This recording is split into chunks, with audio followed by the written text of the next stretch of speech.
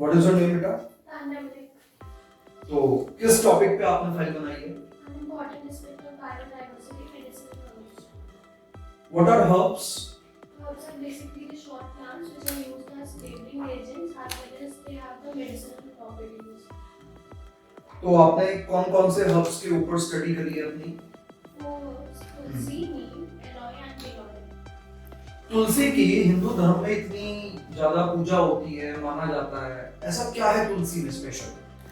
Tulsi is basically a sacred plant which is used in which is being known from the ancient times. The people of the Hindu religion they worship Tulsi every morning, and Tulsi has various medicinal effects like they are used as medicinal properties and ऐसा क्या करती है तुलसी की उससे इतने फायदे हैं और उसको पूजा तक जाता है?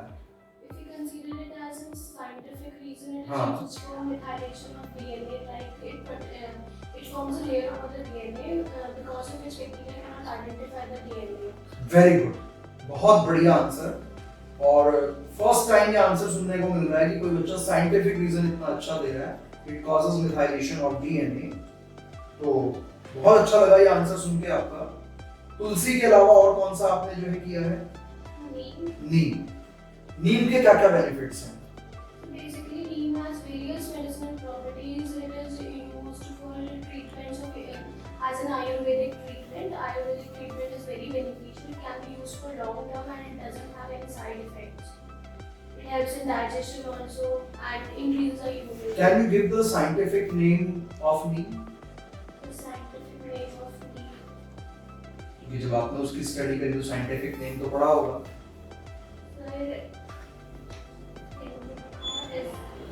इंडिका सही है। आगे एजार्डिया। Ezardia indica. हाँ। और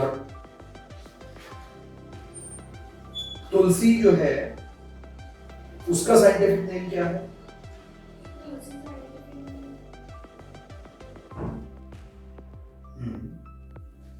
आपने क्लास 11 में बहुत सारे साइंटिफिक नेम्स को पढ़ा होगा, तो तुलसी भी पढ़ा होगा। अब आपने किया है तो ये तो आपको पढ़ना चाहिए। और चलो, गिलोय सुना हुआ आपने? तो गिलोय एक हर्ब है, और गिलोय ऐसा क्या करती है? So basically, fever को reduce करने के लिए गिलोय यूज होता है. आजकल जो है जब से पैंडेमिक चला है तब से लोगों का गिलोय यूज करना बहुत ज्यादा इंक्रीज हो गया है। तो गिलोय के अंदर ऐसा क्या होता है कि जो फीवर को रिड्यूस कर देता है? So it kills pyrogens, which mainly causes the fever. Okay. और फीवर जो है वो हर डिजीज में देखा जाता है कि फीवर हो जाता है, ऐसा क्यों? So because when any disease comes to our body, naturally our body will oppose it, so it increases our temperature basically. So fever is a basic in every disease. Brain का कौन सा part fever के लिए responsible है? Brain part, hypothalamus. Very good, बहुत बढ़िया। चलो, तुलसी का साइंटिफिक नेम आपको बता देता हूँ, ऑसिमम। आगे क्या हो सकता है? सुना हुआ हो शायद आपने, ऑसिमम सेंक्टा। अब ये बताइए कि आपने प्रैक्टिकल्स कौन कौन से करे? So basically we have started our 6 practicals, 2 major practicals, 2 minor and 2 slight preparations. ये मेजर माइनर प्रैक्टिकल क्या चीज होती है? So basically major practicals more time consuming and minor are very less time consuming. तो अगर मैं pH ऑफ सॉइल को major कर रहा हूँ तो ये मेजर है या माइनर है? So it's minor because it's very less time consuming. और मलिक मैडम, आपने आगे चल के क्या करना है? So basically my aim is to crack my NEET first and then MBBS. Doctor बनना है, Yes. फ्यूचर डॉक्टर हैं आप। तो आपने जो है सलाइवरी अमाइलेज वाला प्रैक्टिकल किया होगा, उसमें सलाइवरी अमाइलेज वाले प्रैक्टिकल के अंदर अपनी कौन सी 2 प्रॉपर्टीज को हम स्टडी करते हैं सलाइवरी अमाइलेज की? Salivary gland is basically it's related to our digestion, how salivary gland produces salivary amylase and then how further it helps us in digestion. नहीं, आपने जो है सलाइवरी अमाइलेज वाला प्रैक्टिकल करा, आपने उसको किस किस बेस पे किया? On basis of temperature as well as हाँ, pH. तो टेम्परेचर और pH.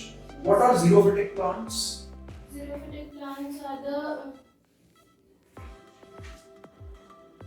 water plants. Water plants तो नहीं होते जीरोफिटिक प्लांट्स। जीरोफिटिक प्लांट्स कौन से होते हैं? So like cactus or finch also found in the desert. Desert plants, desert plants, ठीक है। और वाटर प्लांट्स को क्या कहते हैं? Hydroponic. और डीएनए को जब हम आइसोलेट करते हैं तो उसमें लास्ट में हम डीएनए को एक्सट्रैक्ट करते हैं, इकट्ठा करते हैं, स्पूलिंग बोलते हैं उसको, करेक्ट। और अगर मैं डीएनए फिंगरप्रिंटिंग कर रहा हूँ तो उसमें क्या होता है? डीएनए फिंगरप्रिंटिंग में थोड़ा सा उसके बारे में बता सकते हैं आप? DNA fingerprinting is used in the crime areas. Like if we find any hair or any part related to the skin of the person, then we match the DNA of the criminal with the sample. With that of the sample. Okay. आपने slide preparation भी किया है, तो आपने किसकी slide बनाई है? Pollen germination and onion. जब आप ऑनियन रूट टिप लेते हैं तो उसके अंदर आप स्टेन किससे करते हैं? Onion tip first it's stained with sucrose solution.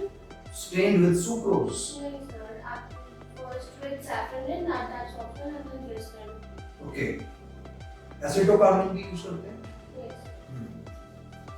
और ऑनियन की रूट टिप में एक वाले एक्सपेरिमेंट में आपने क्या स्टडी करा? कौन सा बायोलॉजिकल फिनोमेना स्टडी करा? माइटोसिस। तो माइटोसिस के लिए यही क्यों लिया? रूट टिप ही क्यों लिया? Because the root tip it consists of our meristematic cells that Okay. contain nucleotides. It contains meristematic cell. Very good, बहुत बढ़िया। तो काफी अच्छी प्रिपरेशन करी हुई है आपने। और स्लाइड्स कौन कौन सी आपने देखी हुई है? जो परमानेंट स्लाइड्स आपने देखी? The transposition of the testis and the ovary and frog blastula okay. and different meiotic stages. बहुत बढ़िया फाइल बनाई हुई है बेटा आपने। Best of luck for your board exam. Thank you.